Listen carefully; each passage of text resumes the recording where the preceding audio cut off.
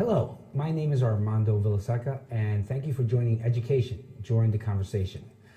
Today our show will be regarding physical education. And with me today I have three experts in the field of physical education, two teachers and somebody who works at the agency as an expert in physical education and lifelong learning skills.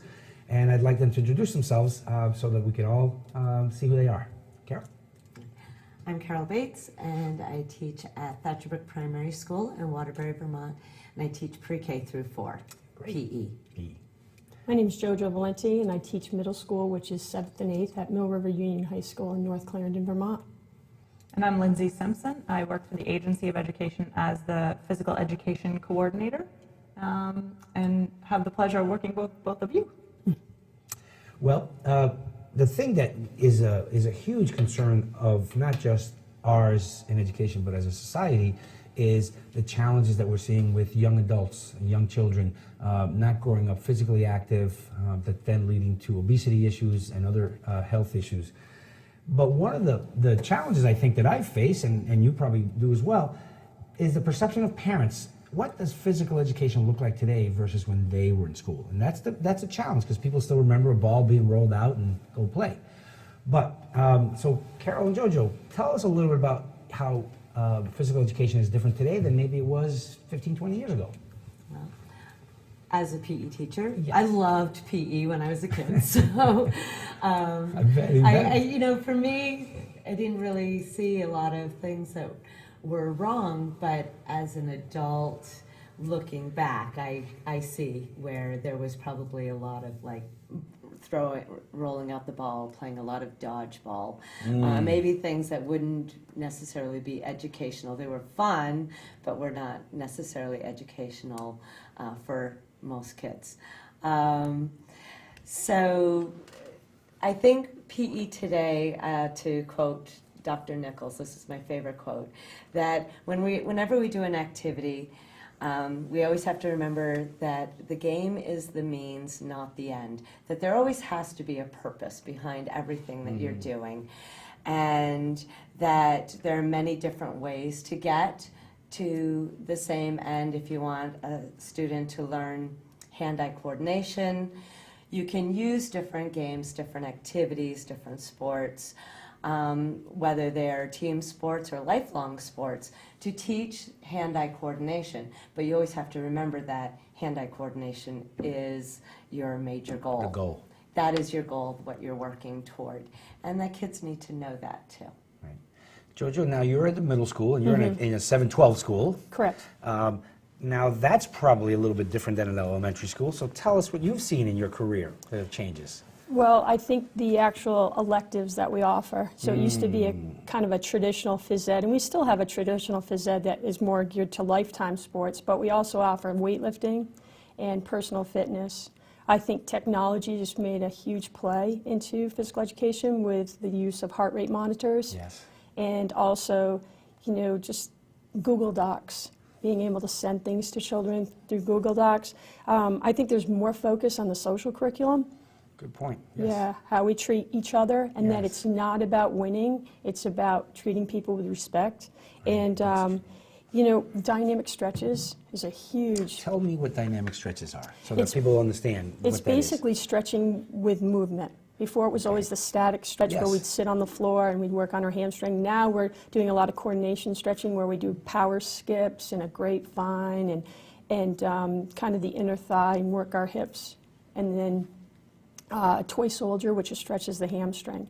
And so it's really unique how you can, well, interesting how you can watch children stretch and see, oh, there's some difficulties in some gross motor patterns. I wonder if that's going to tie over in academics. So, and usually you can tell right away who's going to have difficulty later on that you might have to give a little bit more attention to. Right. And before I jump to Lindsay for a second, one of the things that I remember was team-dominated sports, or team sports dominated physical education. Tell us again, at the elementary level and the middle school level and above, how that's also changed in a class today than maybe it was 30 years ago when I was in school. Well, I think that traditional team sports Yes. have an important role. At the elementary level, I tend to focus more on small-sided games if we're doing a team sport, or if we're learning basketball skills, again, the hand-eye coordination, we might learn to play one-on-one. So it turns it into, instead of just a game that requires 10 people in order to play, to a game that requires 2. It's something you can do with a mom or a dad, a brother or sister, a friend who comes over to play. It doesn't require a coach and referees and whatnot.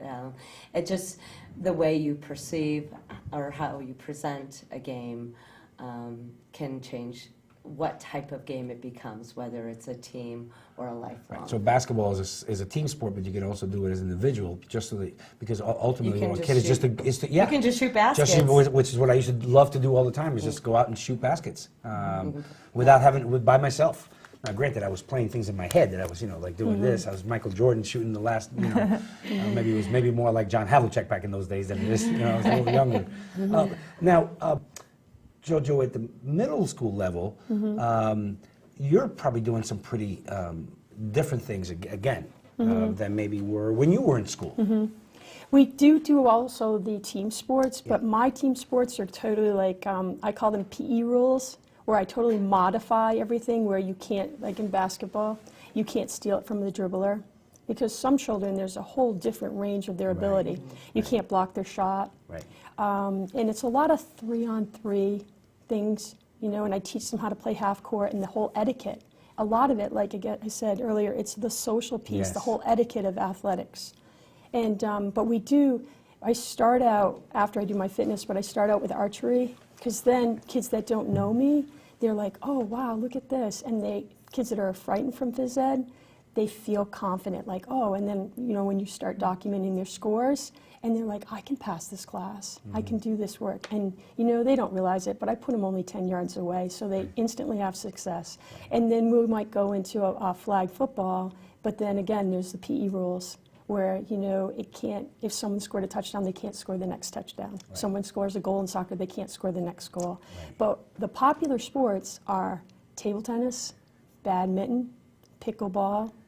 My circus art units is very popular, where I have juggling and voodoo boards and stilts and ripsticks.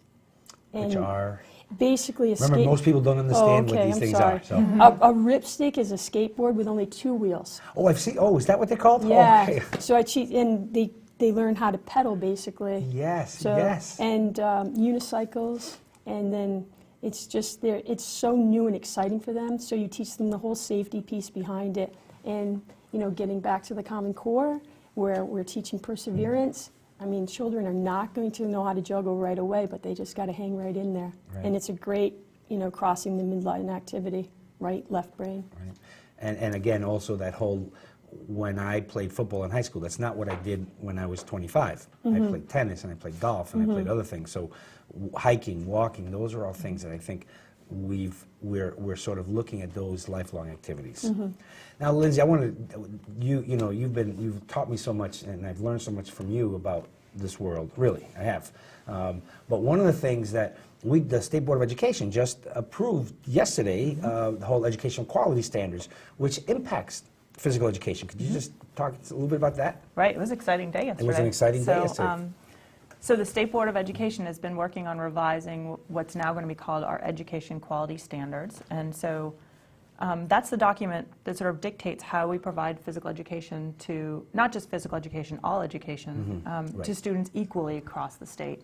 And so there's 2 pieces in there that I'm excited about that impact physical education. So number one, the current draft says now that students will have in K-8 2 times a week of physical education and 1.5 credits at the high school.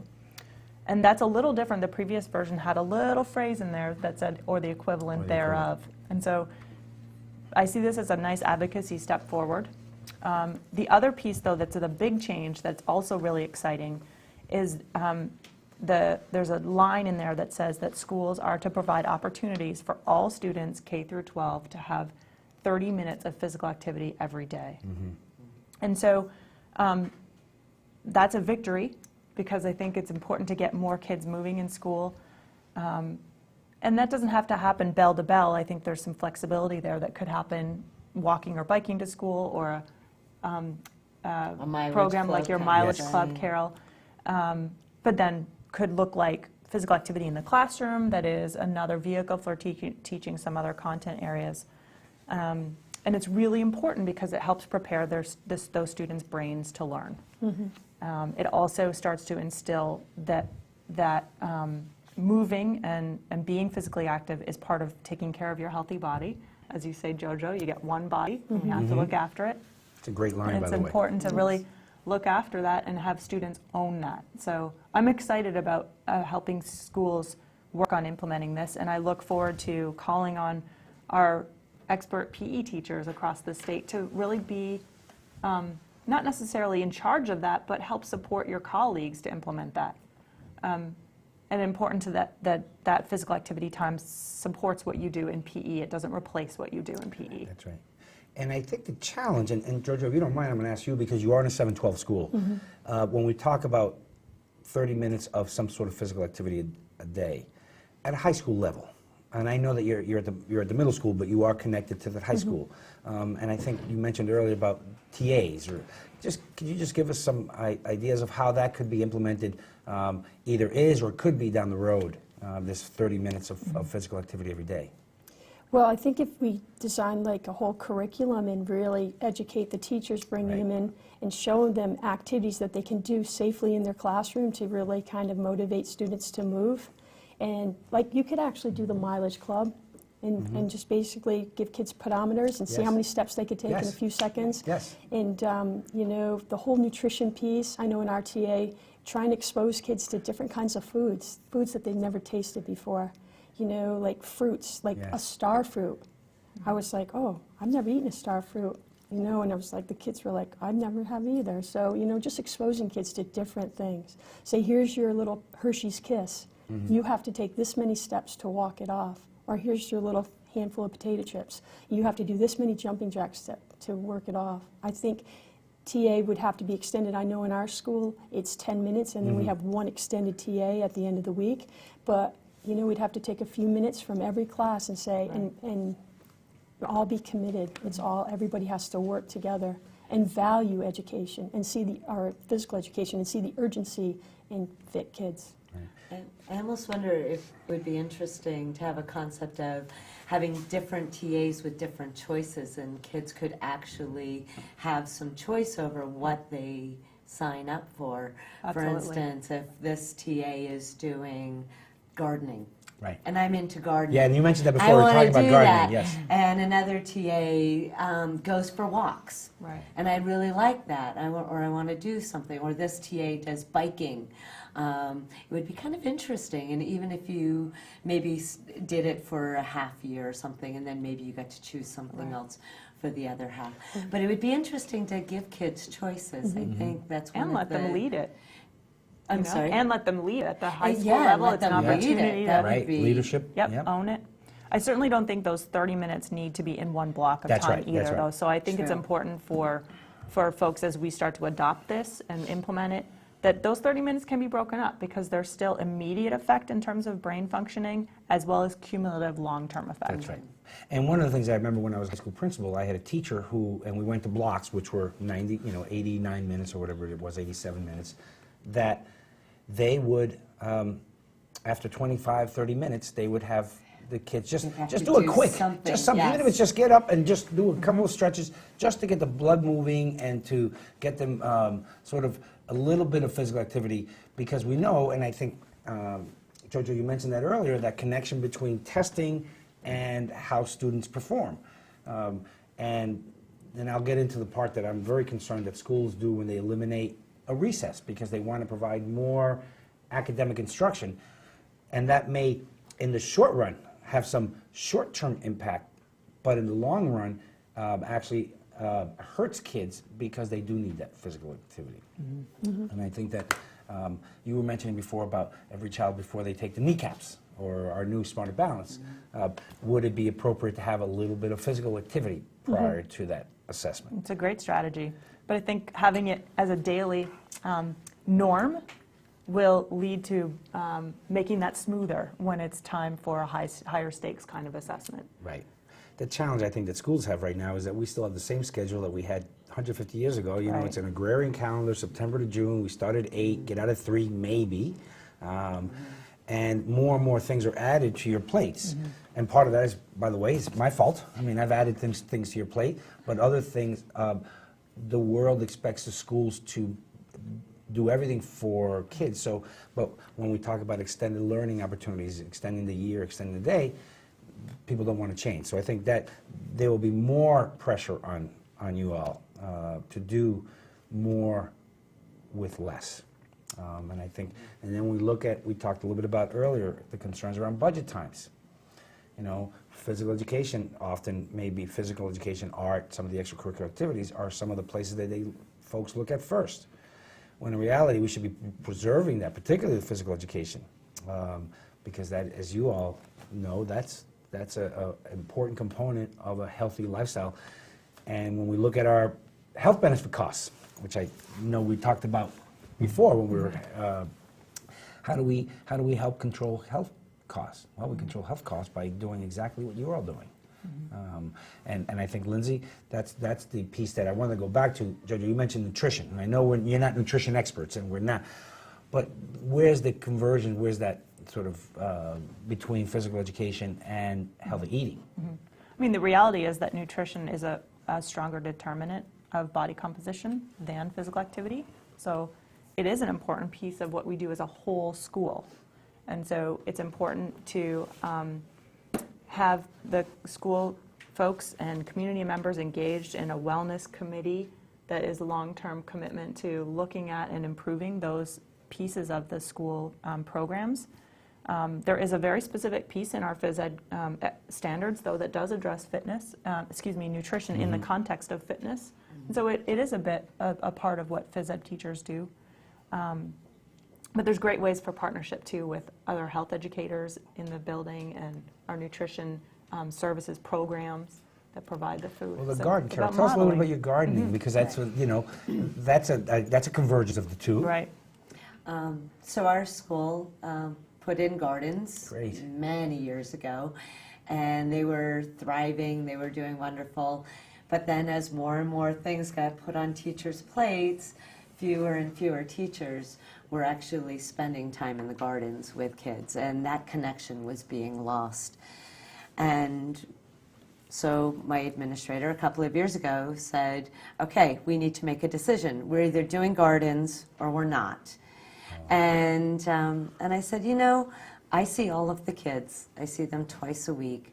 I don't want to, excuse me, I don't want to give up, like, I don't want to spend 40 minutes of PE time working in the gardens, but if every class, I have 7 classes a day, if each class spends 5 or 10 minutes, then everybody gets to be part of the gardens. Everybody gets to do the, turning the soil and planting and weeding Good. Let's not forget and weeding. watering. But then in the fall, they also get to harvest, Right. which is so much fun. We get to bring it to the cafeteria. The kids will eat stuff straight out of the garden, Yes. which is what I remember when I was a kid and what I did with my kids. You know, most of what we grew, we ate right out of the garden. Right. And this year we grew nasturtiums. It's an edible flower. Oh, is that what they put on? I've seen. Yes, okay. on Is that what they- salad. Yes. So I think every kid in our school actually tried a nasturtium, which would they have ever Never, in right. another place. But it's just kind of a fun way for them to try things. So as we get into this more, kids will have more choices as like to what we plant. This year I kind of just chose what we were going to plant. But I would love to see the kids, making choices. I remember my own kids planting okra one year because they wanted to plant okra. Yeah. So we planted okra. Now, Jojo, at the middle level, you deal with completely different. You have kids who are at the adolescent stage, changing, and I Monster drinks. Yes. Monster drinks are so popular, and just trying to educate the kids on all the bad things that. Yes. But our food service group is very, very knowledgeable, and they do an extremely good job Yes. about providing kids with healthy choices. We have an amazing salad bar, and then we have pizza that's made with wheat crust, Yes. and then just putting the calories that's in certain foods, just letting children know, okay, well, if you choose this cheeseburger, this is how many calories you're going to consume. But the biggest difficulty for us is fundraising. Yeah. So we Tell me about, fundraise. you were concerned about that. Tell us about that. You know, candy is a great fundraiser, but it's not a healthy choice. You know, and you see students running around trying to buy their candy first thing in the morning, and we have to find other ways to raise money. And I'm really worried about education and the crunch, you know, financial crunch and the burden on the taxpayers and things that are going to get cut, and people are going to have to fundraise more, Yes. and we're desperate, Right. you know, and it's just not a very good scene. Well, I remember not that long ago when a big moneymaker for schools was soda machines, selling sodas. And that was, on one hand, you needed the money, but on the other hand, you're providing kids with high sugar, not good for the teeth, you know, all those things. So that financial piece is a huge one. And also, talk to me a little bit, and all three of you, about, and you mentioned it, Jojo, earlier, about the social curriculum. That, you know, we have bullying, harassment, particularly bullying, is a big issue that we're all trying to address. And you mentioned that earlier. So could you all just talk a little bit about how that fits in? Because you're not in a classroom the way, you know, you're in a much looser sort of environment where things can occur that maybe would not be always what, in the past, that we would consider appropriate behavior between Lindsay and I, for example. I know the middle school curriculum, bullying is a main topic in our TAs, and we go over scenarios. You do. And my biggest piece as a physical educator is the locker room. It's a frightening place, and just try to be aware, just putting up signs saying no bullying, just with a big red circle. And you have to educate students. If you're being bullied, you need to come forward. Right. Because the person that's doing the bullying needs to be educated that that's not proper. But I think our elementary schools in my district, I can speak for my district, do an excellent job on just teaching kids how to treat other kids. Right. We're not perfect, Right. and people are going to make mistakes, but use it as a learning piece. Right. And just say, hey, okay, this happened, but this is not how we do things at Mill River. Right, Yeah. right. I see lots of really good examples of this in phys ed that are very specific to the curriculum. Certainly there are standards in phys ed that relate to social interactions. So just simply changing the kinds of physical activity learning tools instructional strategies that are used in PE is a tool to reduce bullying, because if it's new for all kids, Right. then nobody's going to necessarily stand out as the rock star or the poor performer. So that's one strategy that I see used well in phys ed. Certainly other programs are working very directly on it by using outdoor education types of curricular resources that have a huge piece of focus on team building and supporting one another through challenge. So those are some specific things that I can think of that I see when I get the opportunity to be out in other programs around the state. And just because we only have about 5 minutes left, and there's a couple of other questions I want to ask. And one of them is, tell me how you measure student progress, or how do you hold, and at the elementary and the middle level? Tell me how you do that right now, so you're looking at that progression. So with Lindsay's help, we started about 4 years ago in our school district, developing some district-wide assessments. And we made them general enough so that they could be used in a variety of situations, but that they're standards-based. Great. So, for instance, we have a throwing assessment that is K through 12, and there's different. So there's standards for K1, 2, standards for 3, 4, 5, 6, 7, 8, and then high school. And there's criteria for each one. So And Carol, are you measuring students against themselves?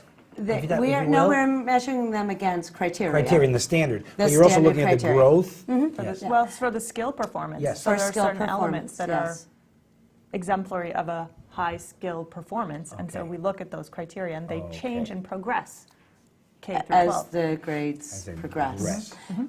because they're based on the standards. So it's really important that kids know what the expectations are. They have to be very crystal clear. You have to have them visible. Right. You need to teach them. They need to know what they're going to be assessed on. And I started probably about 6 years ago doing an end of class assessment with all of my students. They assess themselves on social skills, so there's were you safe, did you make good choices, which are our school codes. Did you try your best, which is perseverance. But then there's also a skill, whatever skill we were working on that day. The kids self-assess, and then as they hand them in, I scan to see if I agree, and the kids actually are very honest. Yeah. They're very honest, because if you say no, we need to talk about this grade, they find out very quickly that it's easier just to be honest from the beginning. But I've just really found that the kids' skill levels and behaviors. Their skill level increased, their behaviors decreased by holding kids accountable. Yeah. Jojo, just and you're at your level, I know that we're running out of time, but I'd like to give 2 daily assessments. Are you prepared for my class, and did you give an honest effort? And so I like to put that right in so they can go and check on Edline or Power School, or you know what they're actually being graded on. I'd like to give a technology assessment at midterm where they have to reteach a skill, and then they go in and actually the progressions of the skill and reteach, and we review everything. I love the fitness testing, and that's our district-wide assessment. So I pre-test the students in the beginning of the year, and then we work on those skills on, distance run and sit-ups, push-ups, and the flexibility, and then I post-test them. And then I use the fitnessgram where I can send the reports to the parents. And, I make sure that my students understand, you missed my class, you need to make up my class. And so one time during 9 weeks, they can blog. I have a blog, so they can go outside of school and they can do anything. Could be running with their dog, could be a hike, could be anything. And then they blog it back to me. This is what I did, Miss Valente. And they just have to give me their initials, and I was an A red. And then it gives them, I try to teach them that if you go and you work for a job for an employer, if you only put in 2 hours worth of work, you're only going to get paid for 2 hours. Right. So you missed my class, you're not in trouble, but you need to make up that work for me. Right. And so kids can come in during a study hall and make up classroom. You mentioned kids were dying to get into your class. Certain subjects, table tennis and pickleball and the circus arts. Do I have a class to make up? Yeah. There you go. So. Lindsay, one last question that I have is, and again, we're really are running out of time, but what can we do to help parents, and as myself as a parent, to make sure that my child is... So one of the things is, ask questions, and I really would love to see parents visiting phys ed programs to see it in action. You really have to see what it looks like to understand the difference from 15 or 20 years ago. Right. And make sure that you're advocating for programs. If it does come to budget time and phys ed is at risk for losing time or contact with students, you recognize and advocate for the importance of it in terms of that student's health, but also their learning. Right. Schools, we're in the business of educating kids, and I think it's a really important piece of that. And it's great when you have President Obama and Michelle Obama talking about talking the same language about healthy eating, exercising, daily activities, to make sure that our children are not only physical, but also helps their mental capacity in performing in school. And there's a whole bunch of other areas. I wanted to get into the whole, that sports don't qualify as physical education. I'm a big supporter of kids being able to play sports, but it doesn't count for physical education because they're 2 different outcomes. But that'll be maybe a conversation for another day. But at the same time, I want to thank you all for joining me and sharing with everyone your expertise and your knowledge about physical education. Thank you very much. And thank you all for joining us again for Education Join the Conversation. And starting next month, you will have Rebecca Holcomb, the new Secretary of Education, who will be leading this show. So thank you very much, and thank you for joining us in Education Join the Conversation.